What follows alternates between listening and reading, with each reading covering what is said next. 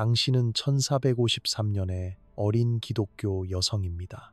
콘스탄티노플 외곽의 작은 마을에서 조용히 살아갑니다. 아침 공기에는 이웃집 화덕에서 갓 구운 빵 냄새가 떠 있고 자갈길에는 아이들의 웃음소리가 메아리칩니다. 남편은 해가 지기 전에 돌아오겠다고 약속하며 들판으로 나가기 전에 당신의 이마에 가볍게 입을 맞춥니다. 당신은 알지 못합니다. 몇 시간 안에 당신의 세계가 무너져 내릴 것을. 너무 치밀하고 계산적인 악몽 속으로 떨어져서 차라리 죽음이 자비처럼 보이게 될 것을. 계속하기 전에 이 잊힌 역사가 흥미롭다면 구독을 눌러주시고 어디에서 시청 중인지 댓글로 알려주세요. 그런 응원은 우리가 이런 콘텐츠를 더 만드는데 큰 힘이 됩니다. 이제 오스만 군이 기독교 영토에서 승리를 거두었을 때 실제로 무엇이 벌어졌는지 살펴봅시다. 오스만 군대가 적의 방어선을 돌파하는 순간 군사적 필요와는 다른 체계적 착취를 위한 정교한 절차가 시작되었습니다. 이것은 혼란이나 통제불능의 폭력이 아니었습니다. 수백 개의 정복 도시와 마을에서 관료적 정밀함으로 시행된 정책이었습니다. 당신의 마을이 오스만 군에게 함락되면 다음에 벌어지는 일은 군사 교범에까지 적힌 절차를 정확히 따랐습니다. 그 프로토콜은 잔혹할 만큼 효율적이었습니다. 항복 후 몇 분 안에 여성들은 나이와 신체 상태, 그리고 시장 가치로 분류되었습니다. 그 분류는 종종 불타는 교회 앞 광장에서 공개적으로 이루어졌고 살아남은 사람들에게까지 최대한의 심리적 충격을 가하기 위한 연출이었습니다. 가장 가치가 높다고 여겨진 범주는 14살에서 25살 사이의 젊은 여성들이었습니다. 오스만 기록에는 각 여성이 숫자 표식과 추정 시장가와 함께 기재되어 있습니다. 이는 추상적 통계가 아니었습니다. 사람을 가축처럼 취급하는 장부속 재고 목록이었습니다. 두 번째 범주는 25에서 40살까지의 여성들이었고 다른 용도로는 전성기가 지났지만 육체 노동에 적합하다고 간주되었습니다. 세 번째 범주인 40이 넘은 여성들은 즉시 처형 대상이 되었습니다. 먹이고 운송할 비용을 감수할 가치가 없다고 여겨졌기 때문입니다. 아이들은 또 다른 기회로 여겨졌습니다. 12살 미만의 소녀들은 제국의 위계 속 특정 역할을 수행하도록 준비시키는 것을 미화하여 부르는 양성 프로그램에 편입되었습니다. 이 모든 절차에는 심리전이 교묘하게 장치되어 있었습니다. 가족들은 분류 과정을 강제로 지켜봐야 했습니다. 어머니는 서로 다른 범주에 배정되는 딸들을 보며 다시는 만날 수 없다는 사실을 깨달았습니다. 오스만 측은 이 심리적 상처가 남은 인구 전체로 퍼져나가 향후 저항 의지를 꺾을 것임을 알고 있었습니다. 동시대 기록은 오스만 병사들이 실용성 때문이 아니라 고통을 극대화하기 위해 일부러 젖먹이 아이와 어머니를 떼어놓았다고 전합니다. 정복의 규모를 보면 오스만의 팽창 패턴을 이해할 수 있는 틀이 드러납니다. 보통 도시가 함락된 지 48시간 안에 수천 명이 이런 범주로 처리되었습니다.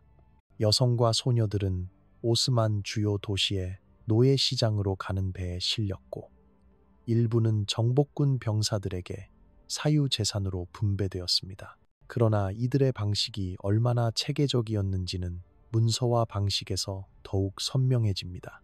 제국은 이러한 행위를 즉흥적 전쟁 범죄가 아니라 계획된 경제활동으로 보았고 따라서 면밀한 회계를 위해 상세 기록을 유지했습니다. 당시의 선적 명세에는 비단과 향신료, 귀금속과 함께 인간 화물이 나란히 기재되었습니다.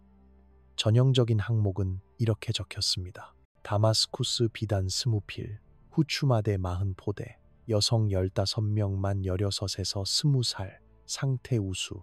이 문서들에서 여성에게 허락된 존엄은 이름조차 없었습니다. 나이와 신체 묘사, 추정 가치만 남았습니다. 이 시스템을 떠받친 경제 인프라는 제국 전역에 걸쳐 뻗어 있었습니다. 대도시의 특화 시장에는 인신매매 전용 구역이 있었고 수요와 공급에 따라 변동하는 가격 체계가 자리 잡았습니다. 이스탄불 시장에서 젊은 그리스나 세르비아 여성은 은하스무에서 30개를 받기도 했습니다. 출신과 외형에 따라 지역별 가격 차가 붙었습니다. 오스만이 노예제를 발명한 것은 아니지만 이전 제국들이 도달하지 못한 수준으로 이를 산업화했습니다. 포획과 운송, 판매를 표준화하여 오늘날의 기업처럼 효율적으로 운영했습니다. 매매 증서와 운송 영수증, 시장 재고표가 오스만 문서고에 남아있고 다른 상업 활동과 다르지 않은 세세함으로 인간의 비극을 기록했습니다. 더욱 끔찍한 점은 이 시스템이 스스로 가속을 낳았다는 사실입니다. 오스만의 군사 성과는 단지 영토 확장으로만 재지 않았습니다. 포로의 수와 품질도 성과였습니다. 지휘관은 포획 인원과 그 가치에 따라 보너스를 받았습니다. 이는 순수한 군사력과의 교전보다 민간인을 노리는 유인을 만들었습니다. 살아남은 인구에 가해진 심리적 효과는 오스만 전략가들이 의도한 바였습니다. 그 절차를 직접 본 도시와 마을은 오스만 군이 지평선에 나타나기만 해도 싸우지 않고 항복하곤 했습니다. 제국의 체계적 잔혹성에 대한 명성은 대포나 기병 돌격보다 효과적인 무기가 되었습니다. 초기 분류에서 살아남은 여성에게는 제국 곳곳에 다양한 종착지가 기다렸고 각기 다른 공포가 뒤따랐습니다. 시장으로 향한 이들은 인간 운송을 위해 특별히 개조된 선박에 올려졌습니다. 해양 고고학 증거는 장거리 항해 동안 인간 화물을 살아있게 유지하기 위한 통풍 시설과 식수 저장, 오물 처리 장치를 보여줍니다. 배는 떠다니는 감옥이었고 동시에 체계적 비인간화를 시험하는 장소였습니다. 여성들은 옷과 이름, 과거를 떠올릴 만한 소지품을 싹 빼앗겼습니다. 그들은 번호로 불렸고 소유물임을 표시하는 기본 의복만 지급받았습니다. 목적지에 도착하기 전에 심리적 저항을 부수려는 설계였습니다. 오스만 기록에 따르면 운송 중 평균 사망률은 약 15%였고 관리들은 인간 화물을 경제적 수치로만 보며 이 정도 손실을 허용 가능한 범주로 계산했습니다. 항해 중 사망한 여성은 바다에 내던져졌고 그 죽음은 상한 곡물이나 손상된 상품과 다르지 않게 장부에 적혔습니다. 정복 여성에 대한 제국의 접근은 중세 전쟁에 대한 통념을 흔들 정도로 계획적이었습니다. 이것은 무분별한 잔혹이나 문화적 오해가 아니었습니다. 대륙과 세기를 관통해 시행된 고의적 정책이었습니다. 인간을 상품으로 바꾸는 동시에 전체 인구를 공포로 지배하도록 설계된 체계였습니다. 그러나 진정한 공포는 정복의 순간만이 아니었습니다. 그 다음이었습니다. 여성의 체계적 착취가 제국 행정의 토대가 되었을 때였습니다. 제국의 법체계는 강간을 혼인으로, 살인을 정의로, 노예제를 신의 명령으로 바꾸어 놓았습니다. 터키 전역의 기록 보관소에 남은 오스만 법전은 상상 가능한 모든 형태의 성폭력을 합법화하는 절차를 조목조목 규정했습니다. 이것은 법을 어긴 예외가 아니었습니다. 바로 그 법이었습니다. 전쟁 과부라는 개념은 팽창 전략의 핵심이 되었습니다. 오스만에 맞서 싸우다 죽은 전사의 아내는 남편을 쓰러뜨린 자의 소유가 자동으로 되었습니다. 이는 비공식 관습이 아니었습니다. 명확한 청구 절차가 규정된 성문화된 법이었습니다. 소유 청구에는 3명의 증인이 필요했고 남편의 사망 후 72시간 안에 진행되어야 했습니다.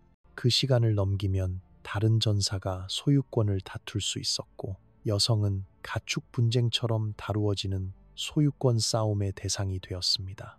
오스만 군사법정은 이런 소송을 표준 재산 분쟁으로 기록했습니다. 그러나 법적 소유는 시작일 뿐이었습니다. 정복 여성을 전쟁 과부로 전환하려면 그들의 과거 정체성을 체계적으로 파괴해야 했습니다.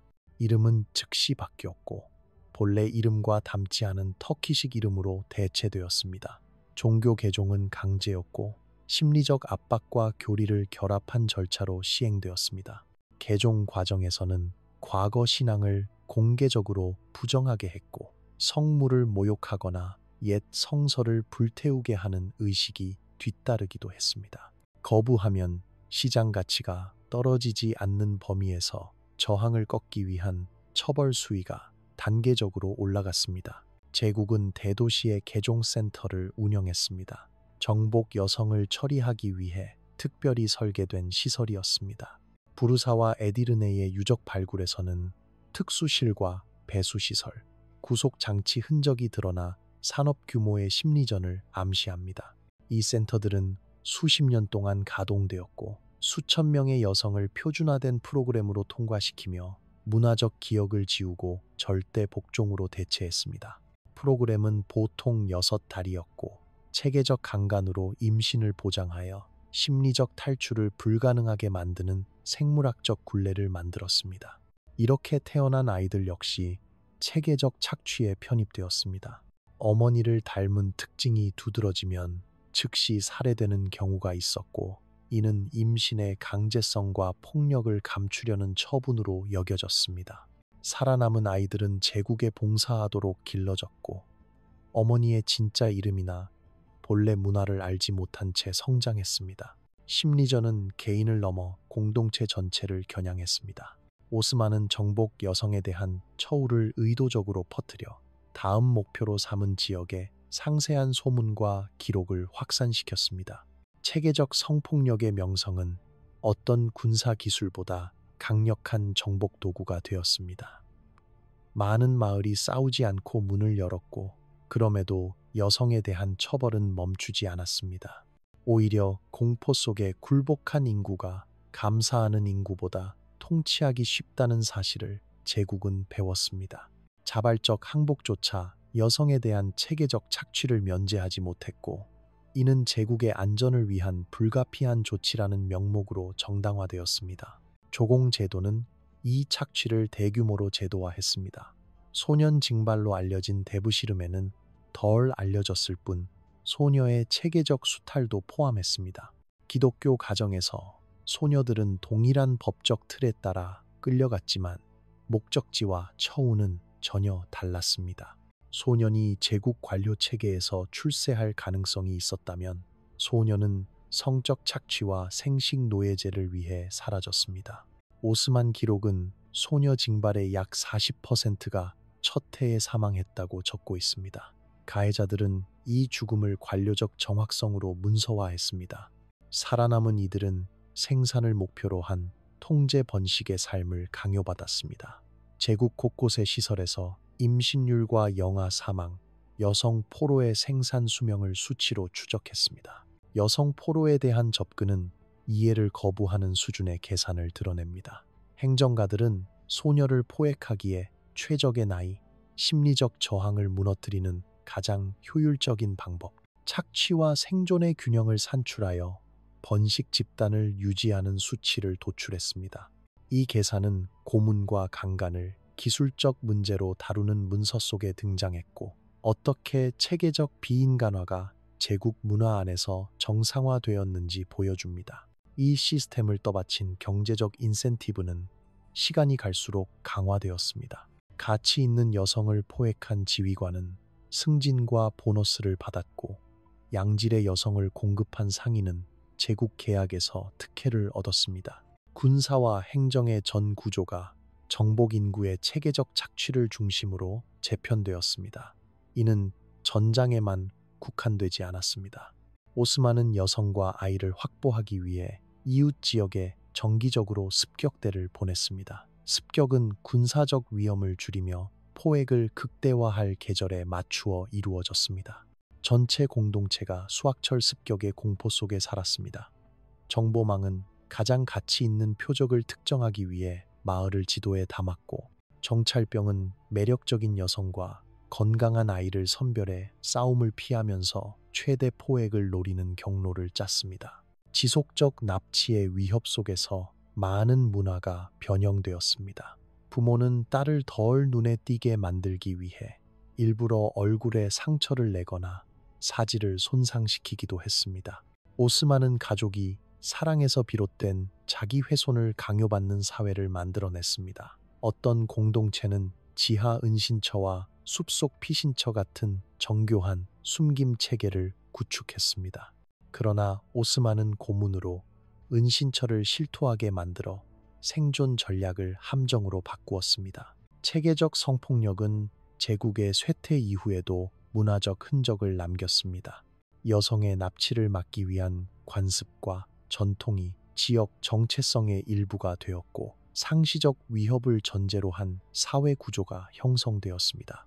전체 사회가 이런 폭력에 맞서 스스로를 조직할 정도였다면 그 폭력은 그들의 존재를 규정한 것이었습니다. 이 관행이 문서로 남은 이유는 오스만이 자신들의 행위를 부끄러워하지 않았기 때문입니다. 그들은 세금 징수나 군사 계획을 기록하듯 절차를 꼼꼼히 적어 두었습니다. 세기를 건너 보존된 자료를 모으면 무작위의 중세 잔혹이 아니라 계산된 정책이 떠오릅니다. 수백만 여성의 삶을 재산으로 격화시키고 그 고통 위에 제국을 세운 체계였습니다. 다음에 오스만의 화려함을 낭만적으로 묘사한 장면을 보게 된다면 1453년에 그 어린 기독교 여성을 떠올리십시오. 단 30초 만에 세계가 끝장난 우크라이나의 소녀를 기억하십시오. 쇠사슬 속으로 사라지는 딸을 바라본 폴란드의 어머니를 기억하십시오. 그들의 목소리는 침묵당했고 이름은 지워졌으며 인간성은 오스만 장부의 시세로 환산되었습니다. 그러나 증거는 남아 있습니다. 돌에 새겨지고 피로 쓰인 기록이 남아 있고 가장 어두운 장을 마주하려는 이들을 기다립니다. 이것은 오래된 야만만이 아니었습니다.